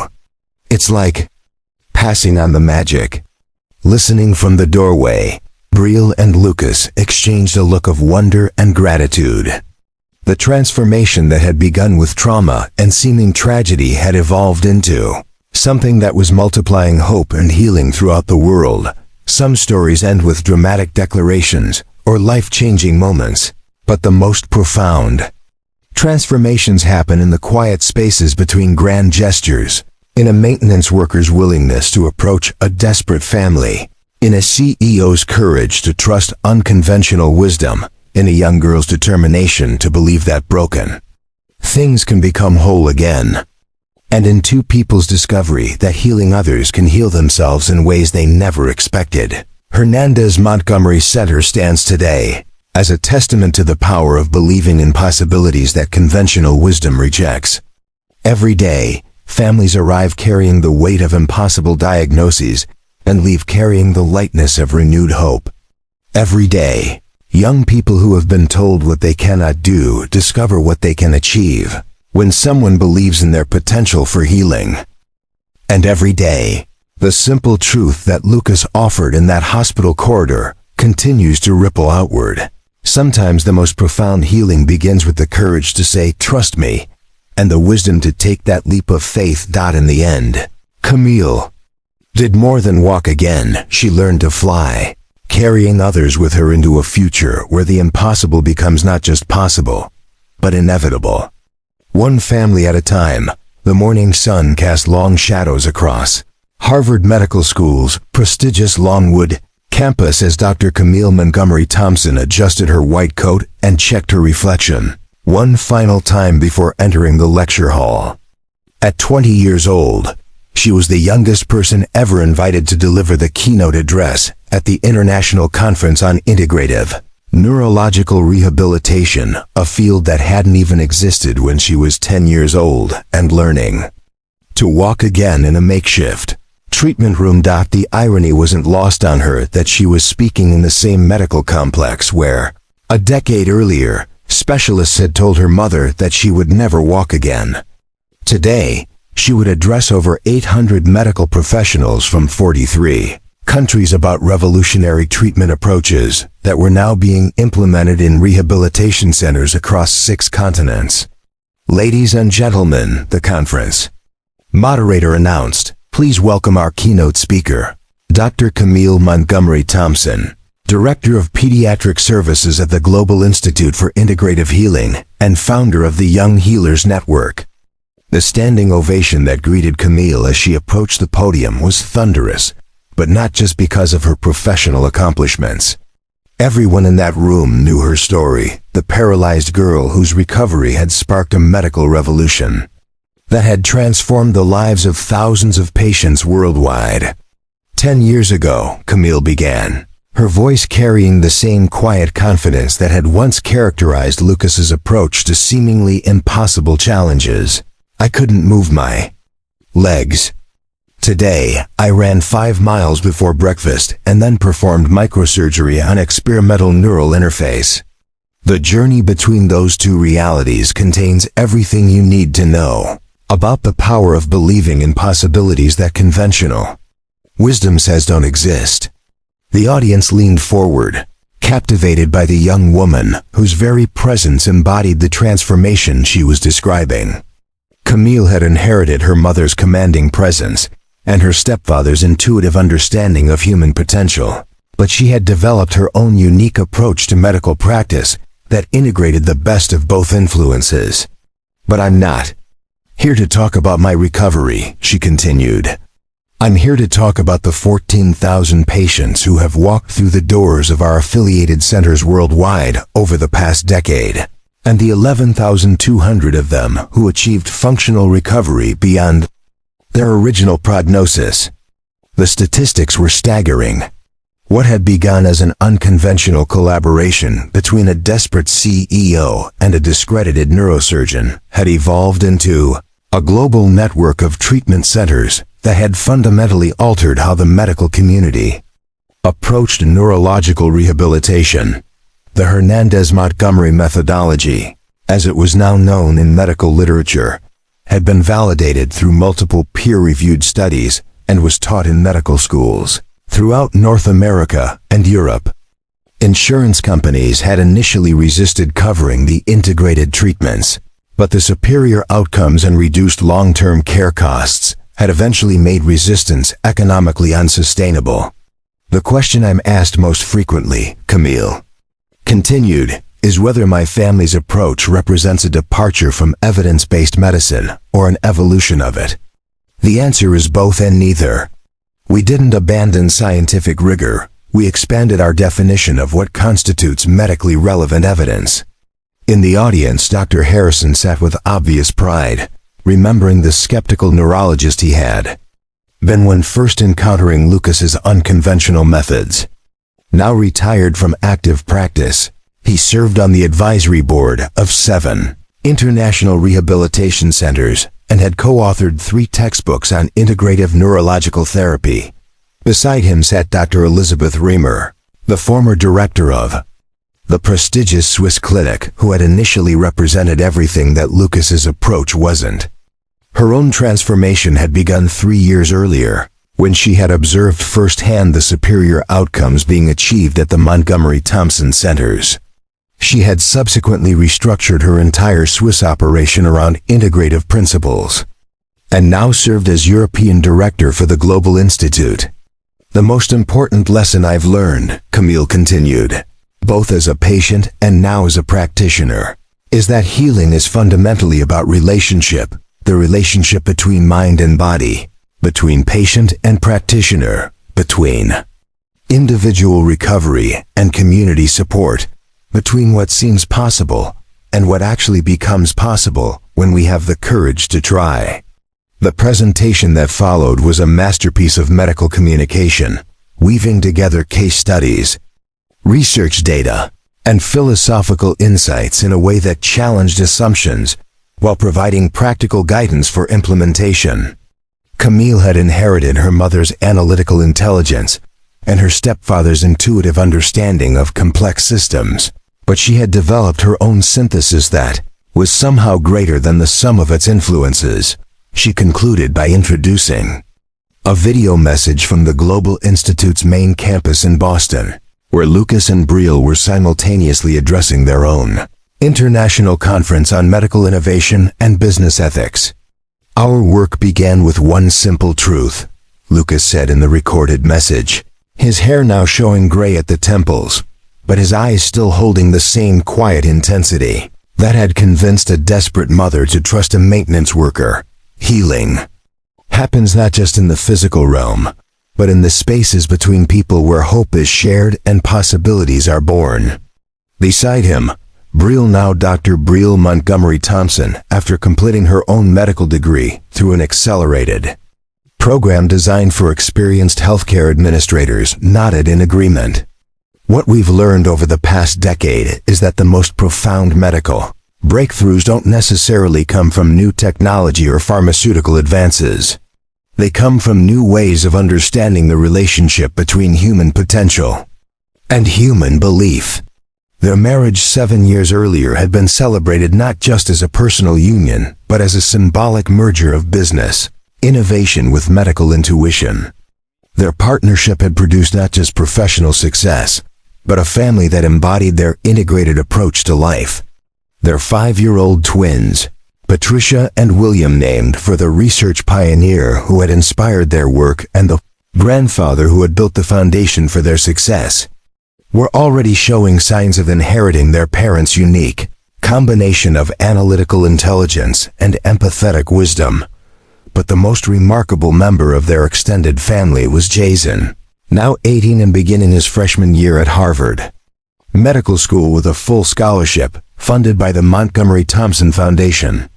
The boy who had once helped heal patients through simple friendship and musical intuition was now developing into a medical professional whose understanding of the emotional dimensions of healing had been shaped by a childhood spent witnessing medical miracles. The question people ask me most often, Jason had said during his own recent TED Talk about peer support in medical recovery, is how I knew that music and friendship could help paralyzed people walk again. The answer is that I didn't know. I just knew that everyone deserves to have someone believe in them completely, especially when they can't believe in themselves.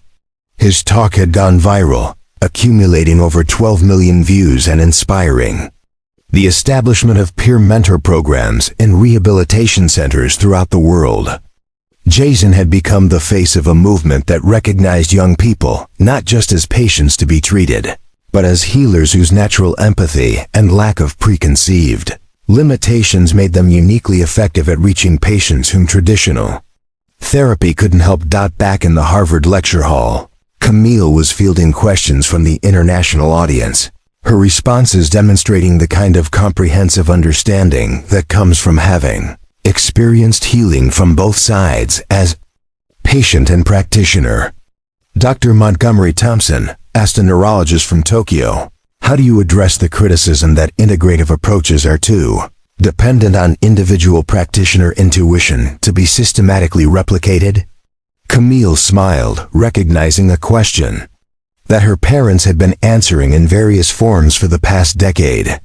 That's an excellent question that goes to the heart of how we understand medical expertise.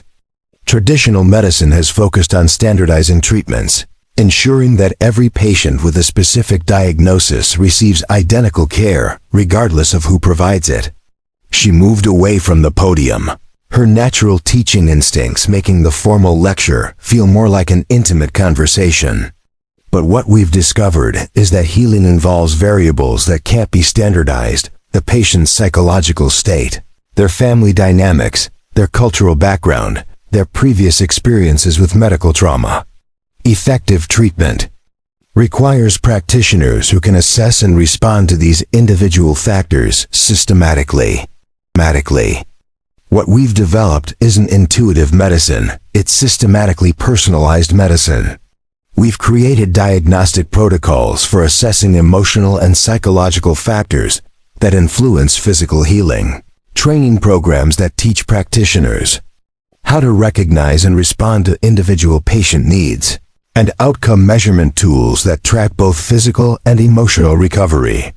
The response demonstrated the sophisticated thinking that had made Camille a respected voice in medical innovation.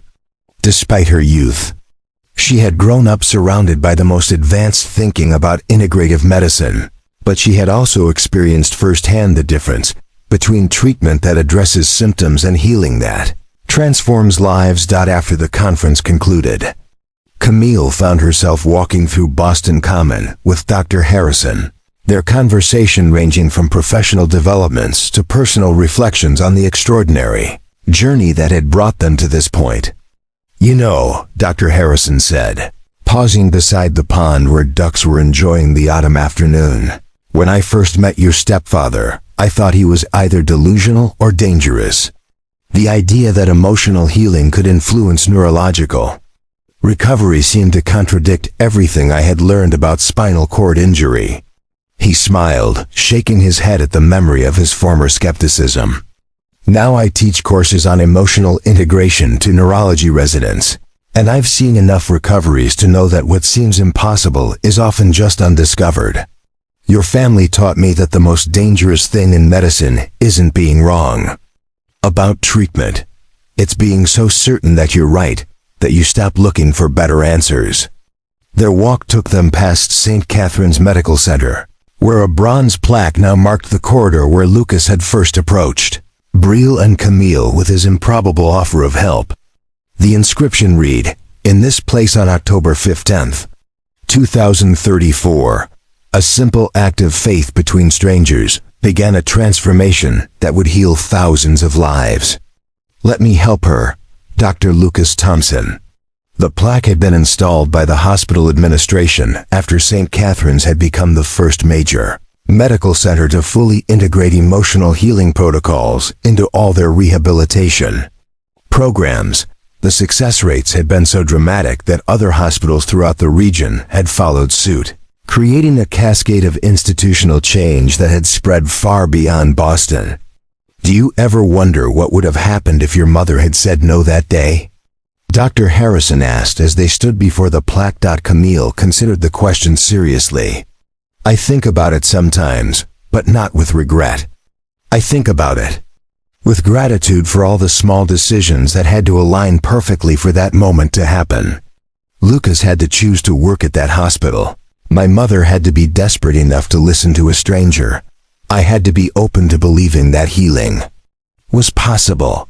She touched the plaque gently, her fingers tracing the engraved words.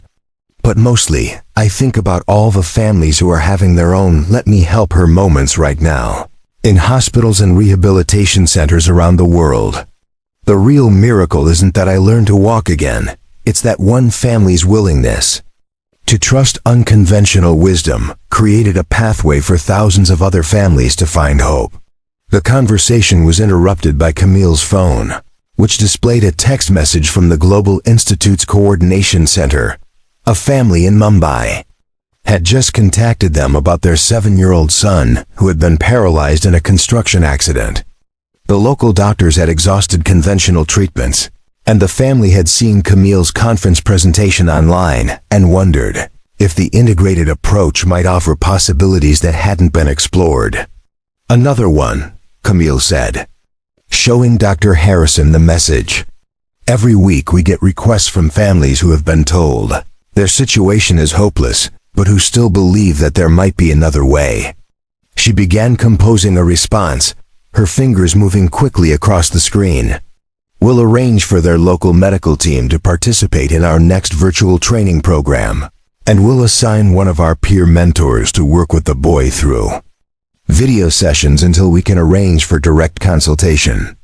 Dr. Harrison watched her work, marveling at how naturally she had grown into the role of connecting desperate families with healing possibilities.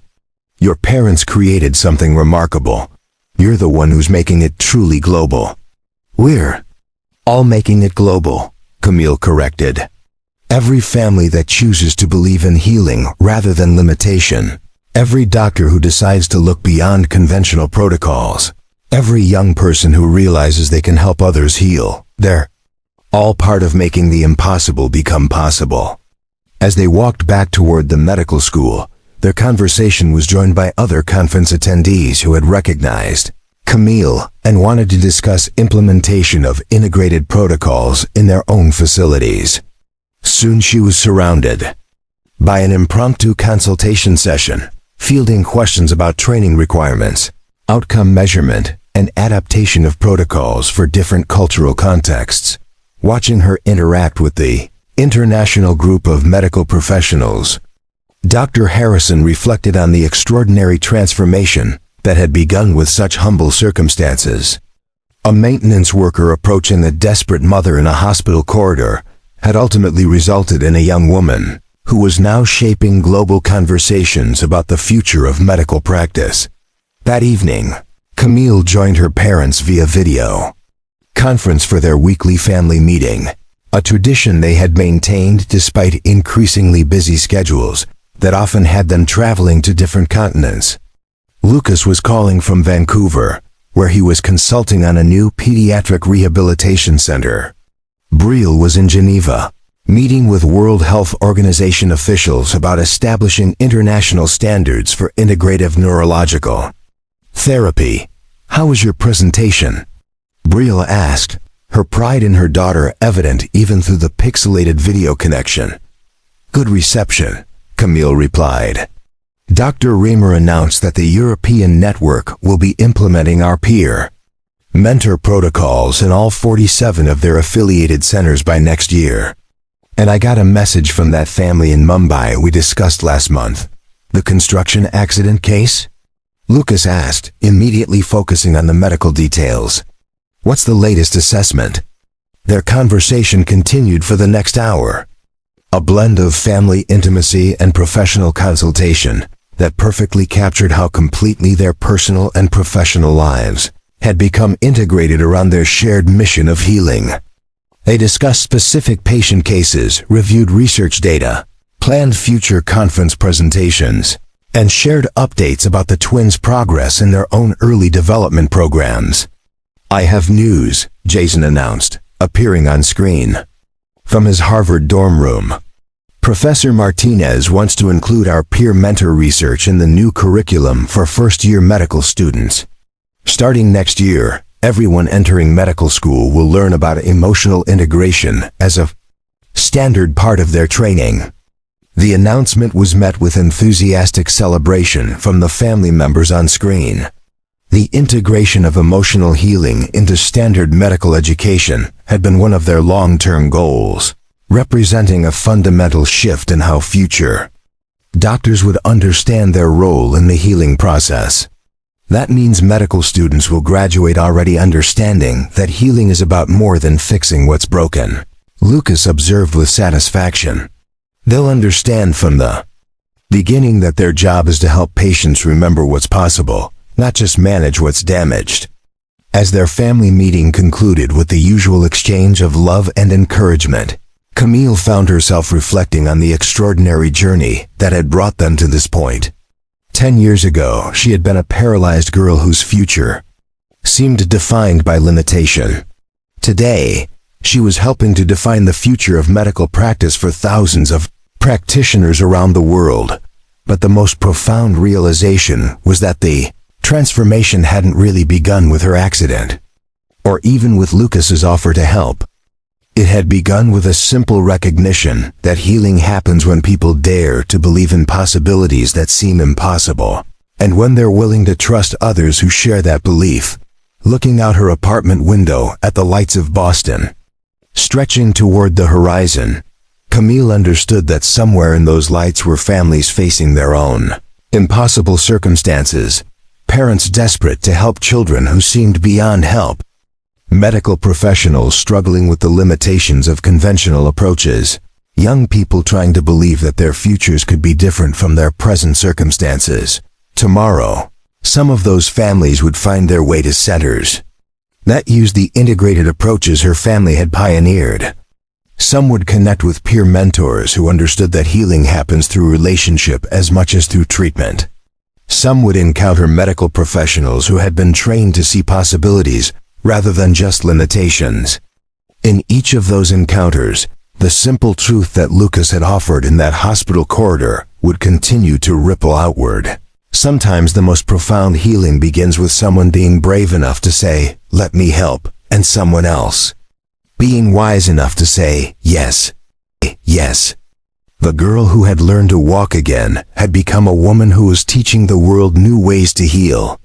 But more importantly, she had become part of a continuing story, one that began with faith, grew through trust, and continues to expand through every life it touches, one family at a time, one impossible possibility at a time. Up next, you've got two more standout stories right on your screen.